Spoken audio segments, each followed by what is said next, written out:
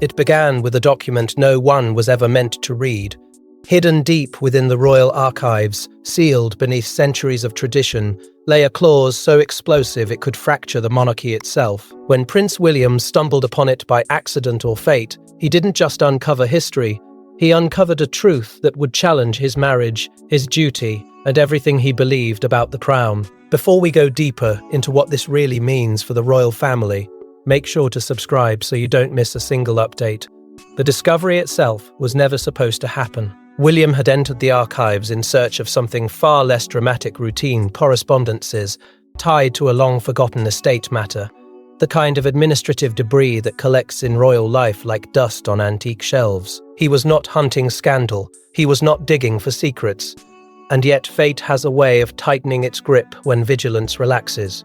As he sifted through leather-bound volumes and brittle folders marked with fading crests, his hand brushed against a compartment carved discreetly into the shelving behind a stack of decrees.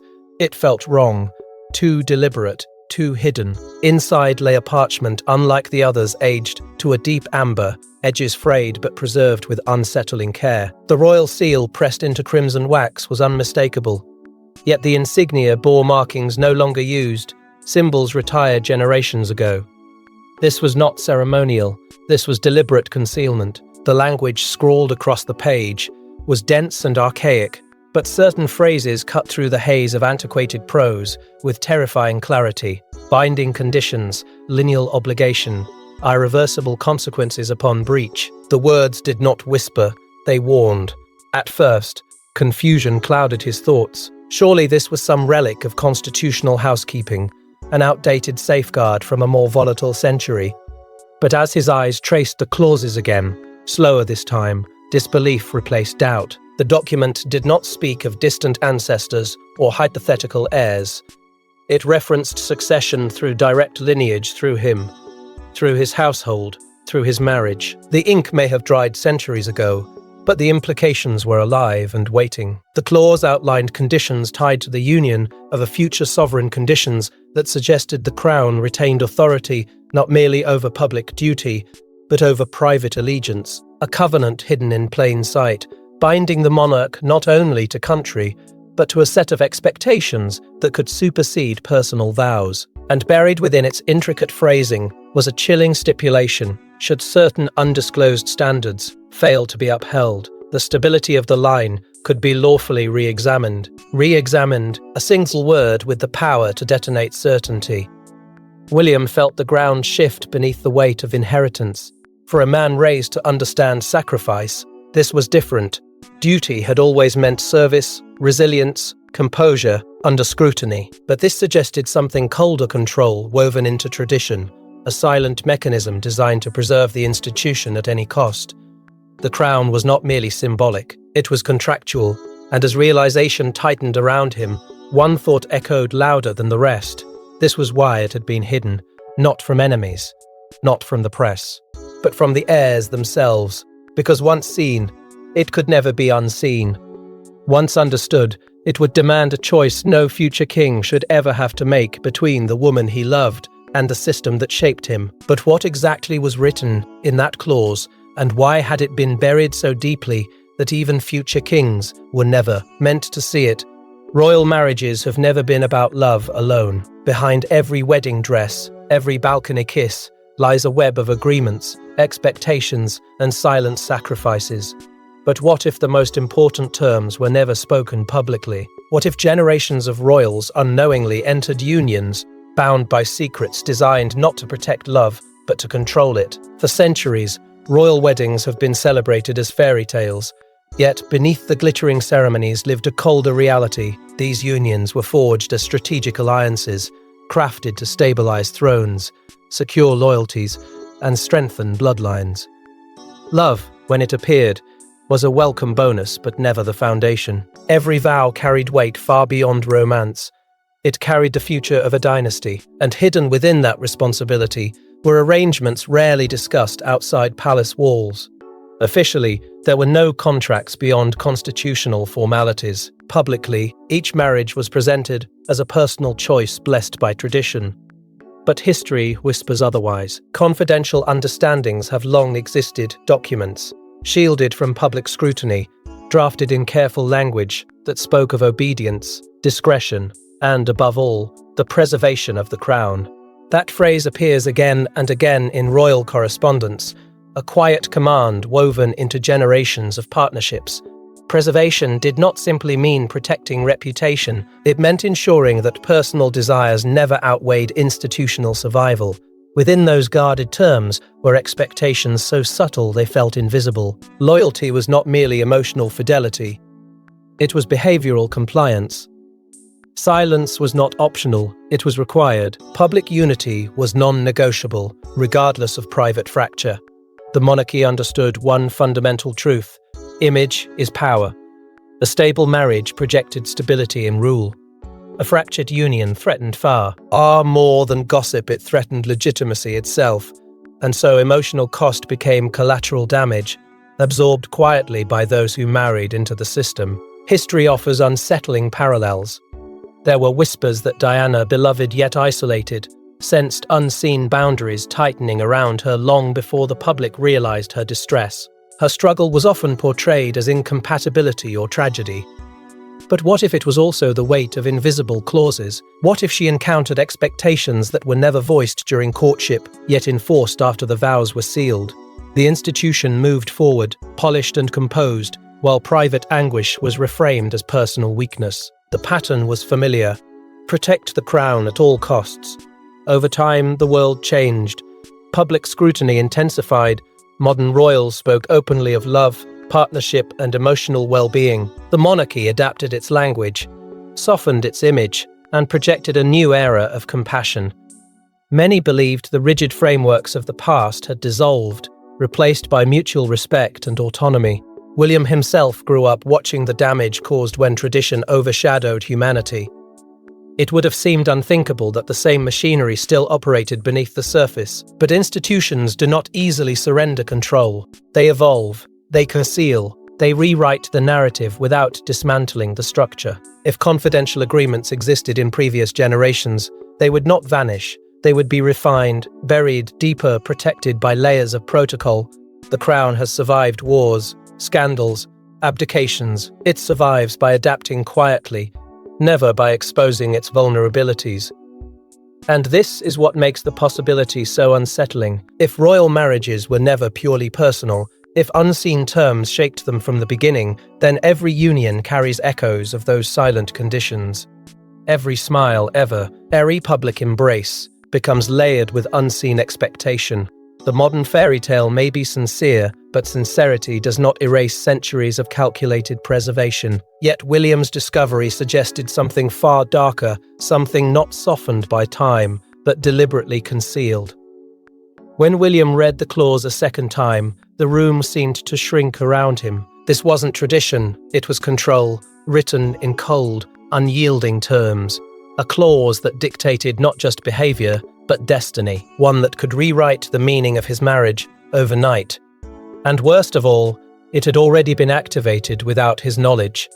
The language left little room for interpretation. Buried beneath ceremonial phrasing and archaic legal structure was a provision granting the sovereign acting through appointed council the authority to intervene in matters of royal union should the preservation of institutional stability require it.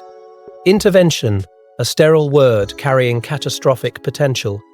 It implied that marriage, for an heir to the throne, was never entirely private.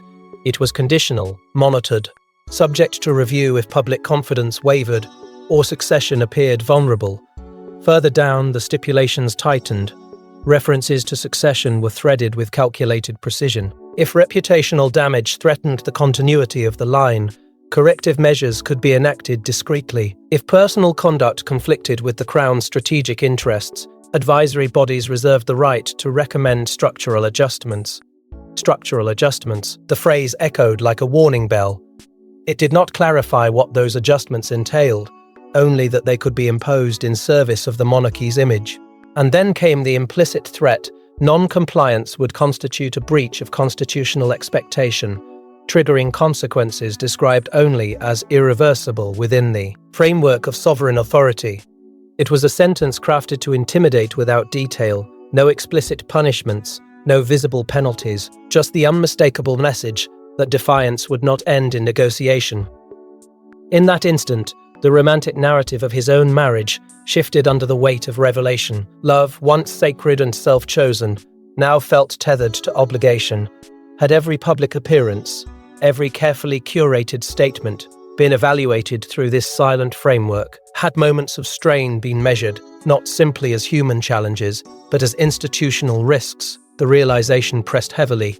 His union was not just a partnership, it was an asset. And then a more unsettling question surfaced. Did Kate know? Had she been quietly briefed in corridors of protocol before their engagement was announced?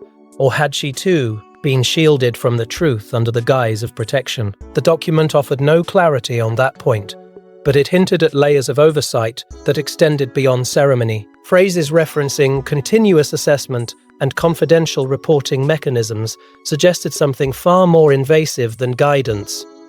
They suggested surveillance and invisible architecture, ensuring compliance without confrontation. William's mind raced backward through the years. Private meetings, subtle counsel from senior advisors, moments when decisions were presented not as choices, but as expectations. Had those conversations been shaped by this clause all along? Had it already been activated the moment he married, silently initiating a system of observation designed to guard the institution from internal fracture? The most chilling detail was not the authority it described, but its permanence. The clause had never been repealed, no amendment marked it obsolete. No notation suggested it was ceremonial relic. It remained legally binding, anchored in constitution, precedent, and reinforced by the doctrine of sovereign supremacy. Time had not weakened it, modernization had not erased it. It existed quietly, waiting for a future king raised to embody both duty and compassion. This was a collision of worlds. He believed he had married for love within a modern monarchy that had learned from past mistakes, yet here lay proof that the old mechanisms endured, refined but intact. The crown did not relinquish control. It recalibrated it, and if the clause had already been set in motion, then some entity within the palace walls was ensuring its terms were upheld. But if the clause was still active, who exactly was enforcing it, and how long had they been watching? Behind every royal decision, there are figures who never appear in photographs: advisors, legal architects, silent enforcers. William's discovery pointed to a hidden network, one tasked with preserving the monarchy at any cost. And if the clause was real, then these figures weren't just advisors, they were gatekeepers of royal destiny. The monarchy has always projected a singular face to the world: the sovereign, the heir, the carefully composed family. But institutions of that magnitude do not function on symbolism alone. They rely on frameworks built by individuals whose names rarely surface in public conversation. Senior private secretaries, constitutional scholars, trusted legal minds who serve not a person, but the permanence of the crown itself. These are the architects behind the curtain, custodians of continuity, guardians of stability. And according to the language woven into that clause, they held authority far greater than ceremonial guidance. William began to recognize a pattern stretching backward through decades. The same offices, the same advisory bodies, different faces, but identical mandates: protect the institution, preserve succession, neutralize risk. Generational continuity was not just about bloodline. It was about system preservation. The clause did not create power, it formalized it. It ensured that those entrusted with safeguarding the monarchy could act quietly, without spectacle, if a royal marriage threatened the delicate equilibrium of public confidence. That realization reframed everything: every strategic media response, every carefully timed announcement, every subtle intervention during moments of strain. What had once seemed like prudent public relations now carried the undertone of oversight. The document's references to confidential reporting mechanisms were no longer abstract legal phrasing. They suggested channels of information flowing upward, observations compiled, assessments made, recommendations delivered behind closed doors. Not scandal, not conspiracy in the theatrical sense, but a system of influence so embedded it felt invisible.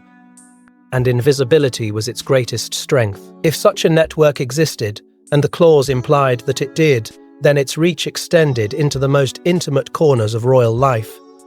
The line between support and supervision blurred. Were certain disagreements gently redirected?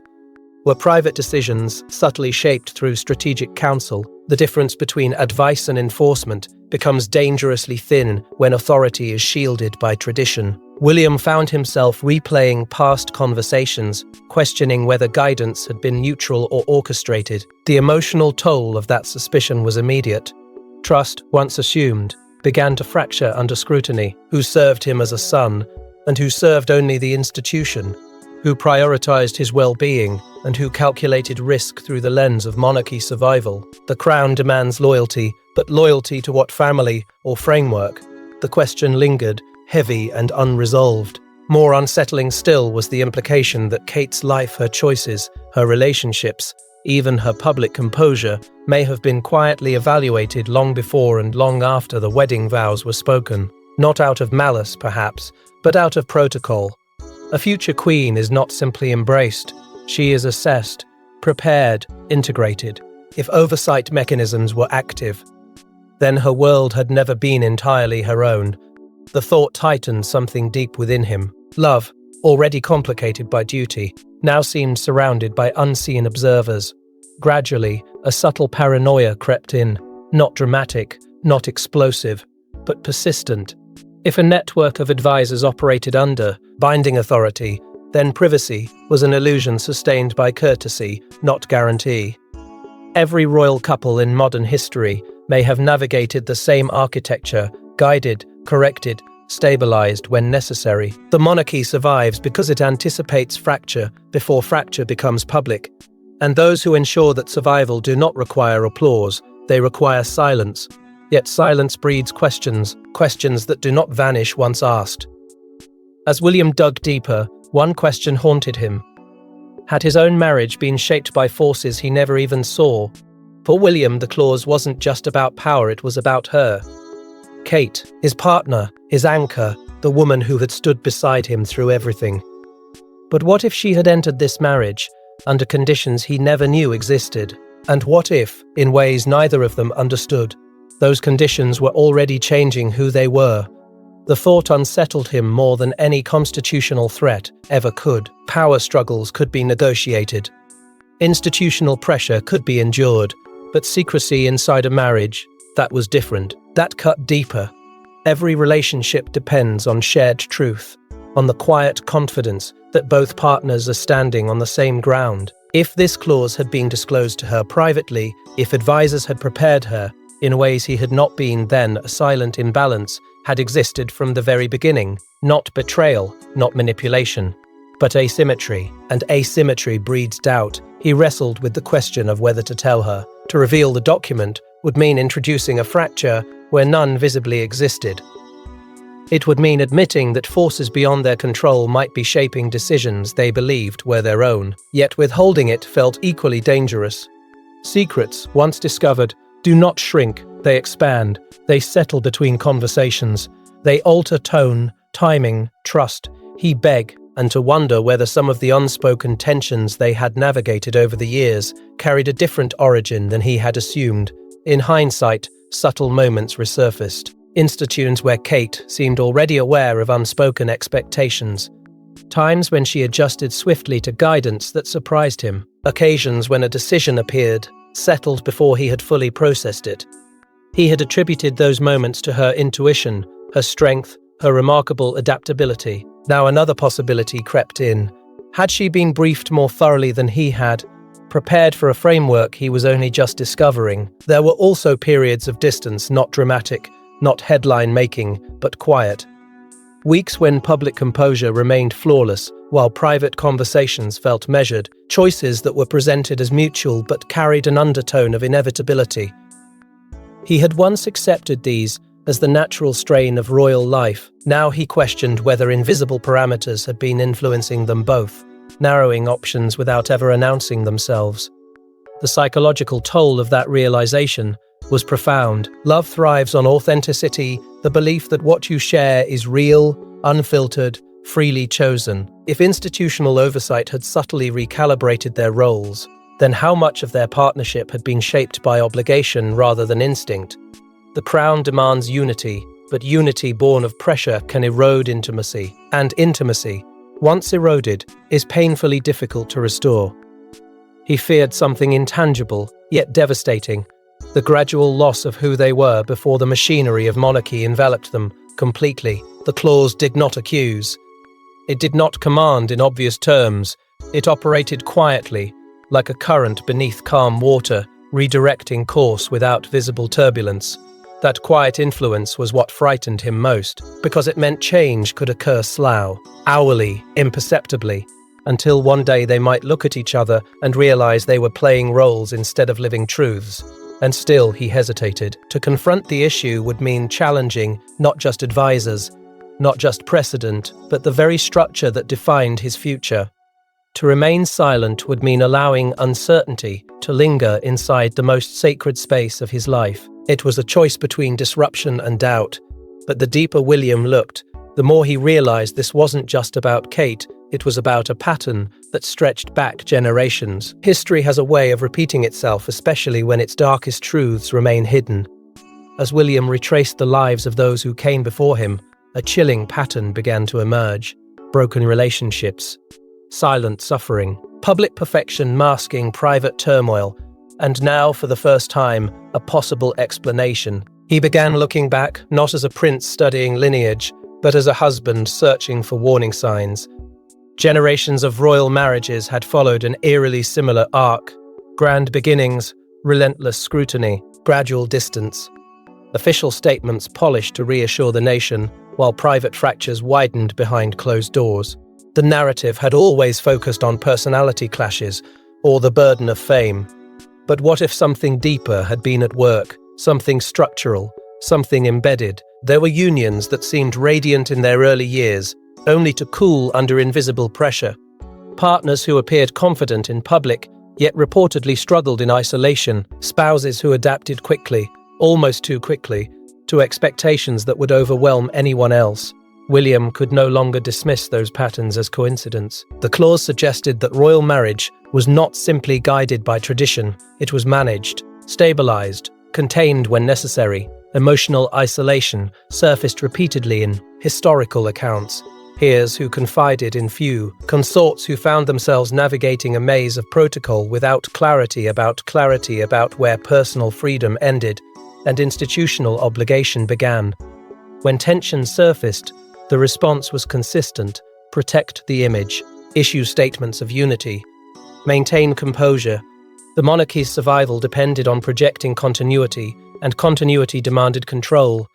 William thought of past figures who had seemed restless, misunderstood, even rebellious. Perhaps they were not merely resisting expectation, perhaps they were reacting to constraints they could not publicly acknowledge. If advisory bodies held authority under clauses like the one he discovered, then private struggles may have been quietly shaped or even intensified by intervention meant to preserve reputation. It was a devastating possibility that love, already complicated by scrutiny, might have been further strained by unseen oversight. As he pieced these threads together, anger rose alongside fear, not reckless anger, but a slow-burning indignation. If this system had contributed to decades of emotional strain, then it had done so under the banner of duty. The Crown prioritized stability. It always had, but stability achieved by compressing personal truth carries a cost, and that cost had been paid in fractured relationships and lonely hearts. He felt the weight of inheritance differently now, not just the inheritance of title, but of structure. A machinery designed to function flawlessly, regardless of the human toll required to sustain it. The clause was not an anomaly, it was evidence. Evidence that the monarchy had long preserved itself through mechanisms never meant for public debate, mechanisms that operated precisely because they were unquestioned. And that realization carried its own warning. Systems like this survive on silence. They endure because each generation assumes the framework is immovable.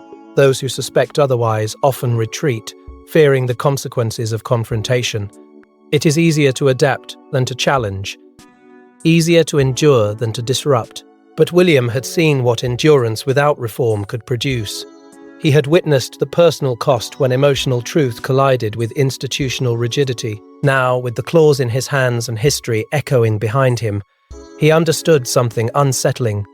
This system was never designed to be examined by the very people it governed. It was meant to guide them quietly, indefinitely. The pattern was clear. The pain was real. And for the first time, he was no longer willing to dismiss it as unavoidable fate. But William wasn't like those before him, and what he chose to do next could change everything. There comes a moment when silence becomes impossible.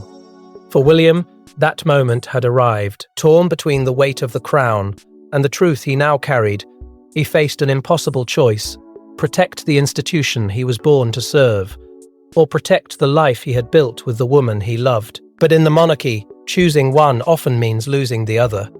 He did not storm corridors or issue dramatic ultimatums. The confrontation was quieter than that, controlled, deliberate, and far more dangerous. Summoning senior advisors under the pretense of routine discussion, he introduced the clause without theatrics. He watched their expressions carefully. There it was, not surprise, not confusion, recognition, subtle, restrained, but unmistakable. And in that fleeting shift of posture, the truth crystallized. They had always known. The conversation that followed was measured in tone yet explosive in implication. He questioned the authority outlined in the document. He challenged the legitimacy of its continued enforcement. He demanded clarity about its activation. The responses were polished, carefully worded, saturated with references to continuity and responsibility. The clause, they explained, was not punitive, it was precautionary. A safeguard, a stabilizing instrument in extraordinary circumstances. But William heard something else beneath the civility, inevitability, when he pressed further, asking whether his marriage had been subject to review. Whether oversight mechanisms were in motion, the air shifted. Answers became abstract.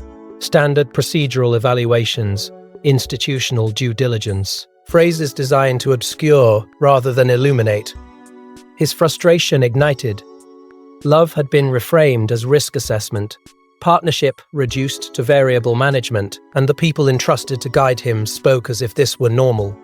Rage, controlled but unmistakable, surfaced. Not reckless anger, but the kind born from betrayal. He had accepted scrutiny from the public. He had endured the relentless commentary of the press. But internal supervision, quiet, contractual, unspoken, felt like a breach of something sacred. If the clause had been active without his informed consent, then autonomy within his own marriage had been conditional all along. The advisors did not threaten him. They did not need to.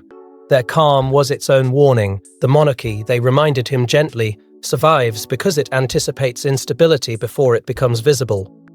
Exposure of such mechanisms, they implied, would erode public confidence. It would invite constitutional uncertainty. It would destabilize not only his position, but the future of his children. The message was clear. Transparency carries consequences. And that was the knife edge. If he chose to expose the clause publicly, he would not simply be challenging advisors, he would be challenging centuries of precedent.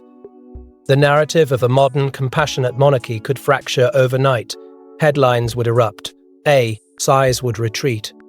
Kate and the children would be thrust into a storm not of scandal, but of institutional reckoning. The risk was staggering, yet remaining silent felt equally perilous. To accept the clause without resistance would mean endorsing a system that quietly subordinated personal truth to structural survival. It would mean allowing his marriage to exist under permanent evaluation. Leadership, he realized, is not just ceremonial, it is psychological. It demands the capacity to endure isolation when convictions clash with expectation. As the meeting concluded, nothing had been resolved, but everything had changed.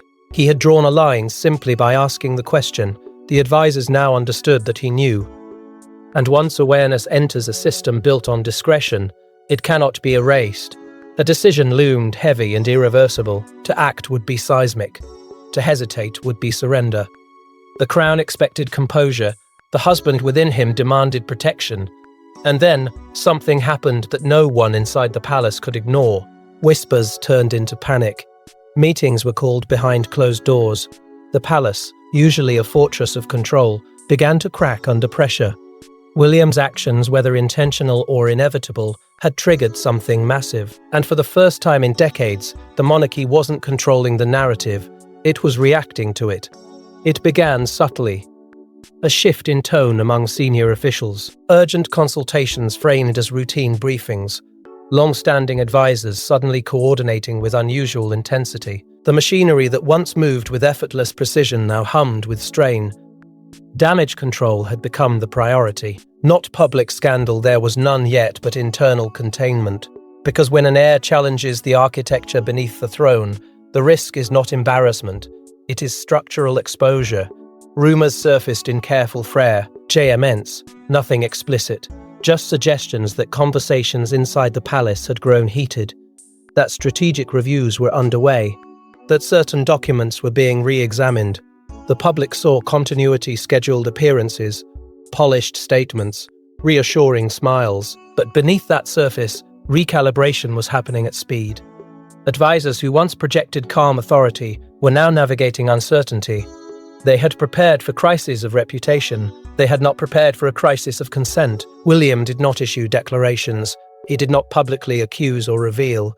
And yet his stance was unmistakable. By refusing to quietly accept the clause's authority, by demanding transparency within the institution itself, he had destabilized an assumption that had endured for generations, that the heir would adapt, not interrogate. His composure in public only intensified the tension. He appeared steady, focused, but those inside the palace understood that stillness can be more disruptive than outrage. Kate's presence, too, took on new weight. Observers noted a quiet firmness in her demeanor, an unspoken solidarity that did not need explanation. Whether she had known of the clause or learned of it alongside him no longer mattered. What mattered was perception. The future king and queen, appearing unified at a moment of institutional strain, sent its own message. If oversight mechanisms had once operated discreetly, they now faced a couple unwilling to be passive participants. Inside the palace, strategy sessions grew urgent. Could the clause be reframed as archaic, quietly amended, rendered symbolic, without admitting its past enforcement? Every option carried risk. Silence might suggest concealment. Transparency could invite scrutiny of historical practices the monarchy preferred left undisturbed. The Crown had always mastered narrative control, anticipating headlines before they formed. But this time, the catalyst was internal. And internal fractures are far harder to spin. The contrast was stark: public calm, private upheaval, ceremonial continuity masking strategic crisis. The monarchy had survived abdications, divorces, media storms, yet this challenge was different because it questioned not behavior, but foundation. If a modern heir openly resisted binding structures designed to govern royal marriages, what precedent would that set? What future constraints would unravel next? A modern reckoning loomed, not dramatic in spectacle, but seismic in implication. The institution could either adapt visibly, acknowledging evolution, or double down on precedent, reinforcing authority at the cost of perception. Both paths were perilous, and for the first time in years, the palace found itself calculating outcomes it could not fully control. Through it all, William remained measured, not reckless, not impulsive, but resolute. His refusal to retreat signaled something profound. The next chapter of the monarchy might not be written solely by inherited scripts. It might require negotiation between legacy and lived reality. But even as the palace struggled to contain the situation, one question remained unanswered. What if the truth doesn't stay hidden? What if the clause, this silent architect of royal lives, finally sees the light of day? The consequences wouldn't just affect one marriage, they could redefine the monarchy itself. And as the world watches, one thing is certain: some secrets were never meant to survive exposure. If the clause were revealed publicly, the reaction would not be mild curiosity. It would be seismic. The modern monarchy survives on a fragile contract with the public, an understanding built on symbolism, continuity, and trust. People accept ceremony because they believe in sincerity. They tolerate privilege because they perceive vice. But the discovery of a binding mechanism governing royal marriages behind closed doors would ignite a far deeper question: how much of what we've been shown was ever freely chosen? Trust, once shaken, does not easily return. Citizens who have defended the institution through scandals and transitions might begin to question the authenticity of every carefully crafted narrative. Were past separations truly personal failures, or the consequence of institutional interference? Were public reconciliations heartfelt, or strategically reinforced? The monarchy's greatest asset has always been perception, and perception, once fractured, spreads doubt like wildfire. For William and Kate, the emotional cost would be immense. To become symbols of reform is one thing. To become the epicenter of constitutional controversy is another. Their love story, long presented as a modern fairy tale, grounded in mutual respect, could be recast under a harsher lens, every smile dissected, every decision scrutinized. They would not only carry the burden of potential change, they would carry the weight of national debate. The private toll of that pressure would be profound, yet within crisis lies possibility. Exposure could force evolution. It could usher in an era where transparency replaces whispered oversight, where future heirs enter marriage without hidden stipulations lurking in archival shadows. Reform, however, is never painless. Institutions resist transformation not out of cruelty, but out of fear that loosening control may unravel stability altogether. And here lies the true dilemma. Can the monarchy adapt without weakening the very mystique that sustains it? That resistance to change could fracture the institution from within. That divisions between tradition and modern expectation could widen beyond repair. History offers examples of crowns that failed to evolve in time. Stability, once assumed eternal, can dissolve quietly before collapse becomes visible. The clause was designed to prevent instability. Ironically, its exposure could become the catalyst for it. William stands at the crossroads of legacy and transparency. To protect the crown may require confronting it. To preserve tradition may require rewriting it. And in that paradox lies the haunting tension that now defines his future. This is no longer merely about one document, one marriage, or one generation. It is about whether an ancient institution can withstand the light of its own hidden mechanisms. The world waits, sensing that something fundamental has shifted. Reform or retrenchment, openness or concealment, truth or survival. The balance is delicate and the outcome uncertain. And as the cameras fade and the questions linger, one haunting thought remains: was this discovery an accident or the beginning of the end? Thanks for watching. Please don't forget to like and subscribe, and we will see you in next one.